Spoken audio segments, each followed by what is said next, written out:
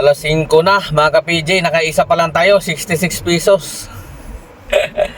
Diyos ko Lord, mga matumal ngayon ah. Ano nangyari ngayon sa system ni Grab? Ay nako, tiis lang, tsaga lang, tsaga. So habang walang booking, ito, magsishare ulit tayo ng tips para makaiwas kayo at maiwasan nyo yan. Para hindi kayo mahuhuli.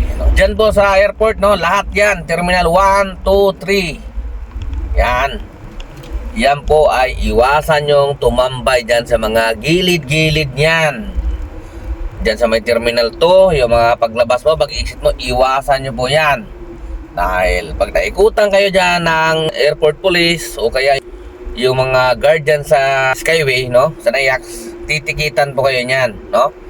Pinakamababa dyan 1,000. Sigurado po yan. Marami na po akong kasamahan na natikitan dyan. Kaya hindi ako tumatambay dyan. Dadaanan ko lang yan, mga isa hanggang 2 beses ikot. Pag walang pumapasok, lumalabas ako dyan. Kaysa matikitan ka, mas mabuti na yung umiwas ka. Di ba? Yan, sigurado po yan. Marami na pong natikitan dyan sa mga labas ng airport na yan, no? At ang panikit nila dyan ay panikit ng LTO. Sa LTO nyo po tutubusin yan at kukumpiskahin yung inyong lisensya. Hindi yan katulad ng mga MMDA, mga city ordinance na ticket lang, no?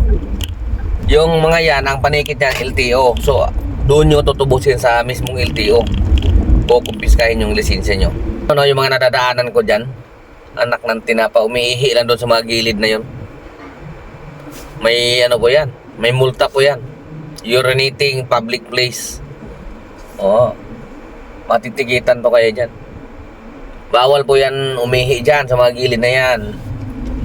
Ngayon nyo matsambahan, ay iwasan. Sayang yun, mahal yun. Huwag tayong ihi ng ihi kung saan. Magbaho ka ng arinula. Tayo ka lang dyan sa gilid. Kung hindi mo kayang umihi na nakaupo sa... Tayo ka sa gilid, sound mo. Pag hinuli ka, oh, ito buso, nalagay sa bote. Tapos ibuhos mo doon sa kanal. Di ba? Ikita ko, grabe, ihi lang talaga. Oh, parang ano lang eh. Ihi lang talaga. Share ko lang sa inyo yan. Mas masakit yun pag natikitan tayo dyan. So yun lang, no, kasi naawa talaga ako din sa ibang mga kapwa natin na Grab driver, no. Diyos ko, taxi pa lang kami nun, alam na namin yun eh. Yung iba kasi dyan hindi pa nila alam, mga bago lang sa Grab, bago lang sa ano, no, sa transport. Talagang iwasan nyo po yan. Kasi kailan naman sila tumatambay dyan, yung iba naghihintay ng booking, lalo na dyan sa Terminal 2, Terminal 1. Naghihintay ng booking yan.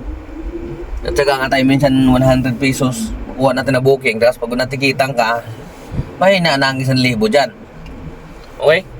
Siguro nakakaawa din. Masyadong komportable. Nakita ko, pahiga-higa pa eh.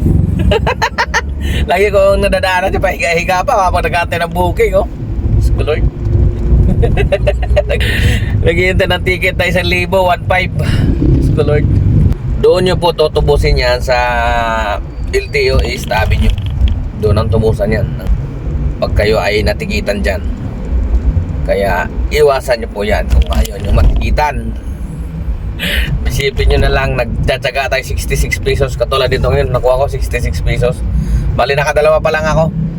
Yung pangalawa, Grab Pit, 200. Anong oras na, oh? Mag-alas 6 na. Dahil dyan, nandito pa rin naman ako sa Makati, mag-almusal na lang muna ako. Total, nandito na ako malapit kila Ate Leslie. Eh, wala eh. Mag-ano naman ako, ligo-ligo naman ako. Para dire-diretso na yung biyahe. Grabe yan, tumal ka na. Nakatulog yata yung IT. Bira naman mangyari sa akin yan. Yung tagal mabugingan. 3:30 yata ako nagsimula. Napasukan ako, alas 5 na. Sunod-sunod na sana eh. Kaso nandito na, gutom na ako. Kaya na lang muna. Maya-maya naman, sunod-sunod na rin yan. Pagpatak ng alas 6 nito, dire-diretso na yan. Kasi may papasok na yung mga nag-opisina eh. Alright. Tara, Mamahautan ay isda nga sabaw. Oh, pugaan sa kalamansi. Tanggalin natin yung buto niyan. Pupugaan natin ang kalamansi yan. Sabay sili. Tara, kain tayo mga ka-PJ. Mamaya na yung bakbakan na yan. Bawi din mamaya, nakadalawa pa lang tayo. Sabi kasi nila, ang isda daw ay mayroong fish oil, no? So, nakakatanggal daw ng stress. Totoo kaya to, kain tayo ng kain ng isda kasi stress tayo eh. Stress pag walang booking. Kain lang ng kain. Isda lang, isda. Huwag na yung baboy, baka lalo tayo may stress. Babaag pa yung bibi natin dyan.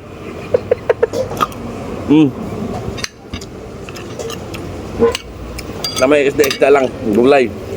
So yan guys, meron tayong interviewin dito na papatunayan yan. Hindi naman kailangan ng ng in-drive eh. Kasi si Grab pa lang sapat na. O tanawin natin si Sir Rabs kung okay ba yung biyahe natin sa Grab, no? Okay. Okay. Bumababa ba tayo ng ng 5,000? Ako, bumababa pero minsan lang. O, kita nyo? 4,000 up. O yan, di ba? Taasan mo lang yung oras ko sa kalsada. Ano bang sikreto para laging may booking? Laging naka-auto. Laging naka-auto, mag-cancel. O, yan. Yan talaga pinaka-importante dyan. Walang cancel talaga. Kasi pag mahilig ka mag-cancel, talagang hindi ka priority. Sigurado yan. So, yan, nagpapatunay yan si Sir Babs na kay Grab pa lang, sold ka na. Hindi mo na kailangan mag-in-drive pa na yan. Ano ba kasi yung in-drive na yan? Hindi naman din kilala yan eh.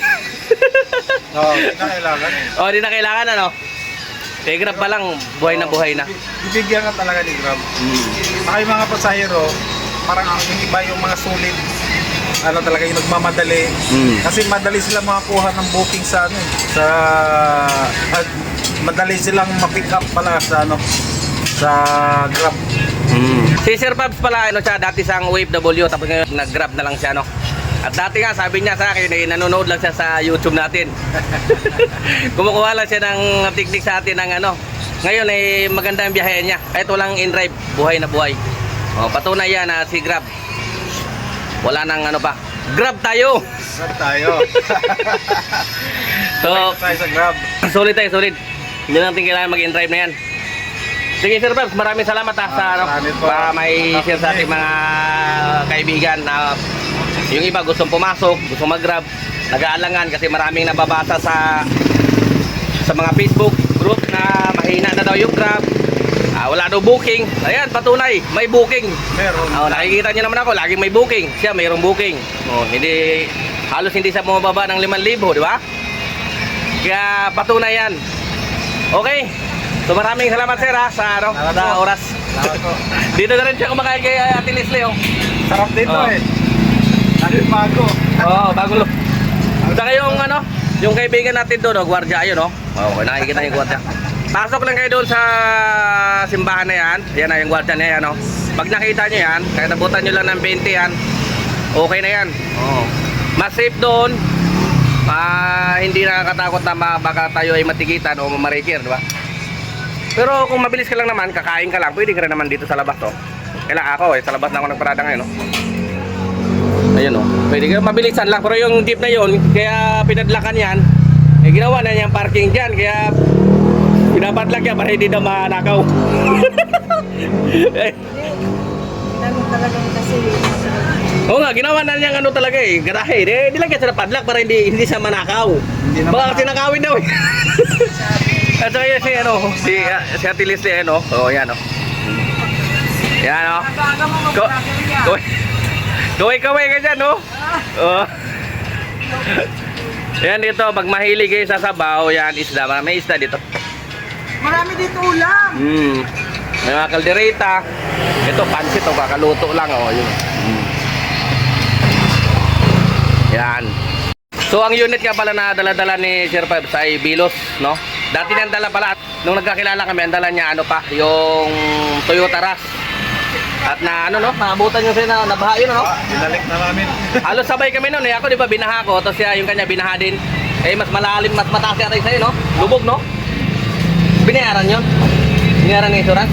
Binayaran. Binayaran ng insurance yung kanya. Kaya nagpalit siya ng bago, Bilos. Yan.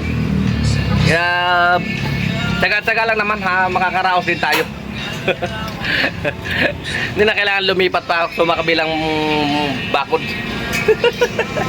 So ayan, good evening mga ka-PJ. Ayun na, alas 8:41 na no. At dito na tayo magtatapos. Ginabi tayo mga ka-PJ. Ay nako, hindi masyadong maganda yung biyahe ko ngayon. Ang tagal ko na booking ko na ng umaga. Halos alas 5 na no, yung binamano natin. Tapos puro maliliit, puro malamala. Ay, parang gusto ko nang umiyak eh. Pero hindi. Sanay na tayo dyan. Dahil nga ang tagal na natin sa namamasada. Kaya kabisado na natin yan. Hindi naman pwede na mapiperfect talaga natin yan. Meron talagang araw na matumal sa atin. Pwedeng sa iba maganda, pwedeng sa atin hindi. Pero at least nakaabot pa rin naman tayo ng 4,097 no. So 1,000 yung gas natin dyan, diba? So may 3,000 hindi na rin masama, diba? At naka 22 na bookings tayo no. At yun nga, ako ay hindi na. Ito may pumapasok pa. Pero ignore naman na natin yan kasi pauwi na tayo eh. Yan, ganun lang pag yun no. O, acceptance rate is not impacted, ano? So ganun lang pag-ignore kung para hindi maapektuhan yung cancellation rate nyo. Ganun lang. Okay? So, ayun na. At hindi na ako magtatagal mga ka-PJ dahil gabi na. At bukas ulit. So, ka-PJ nyo, temporary signing off. Adios.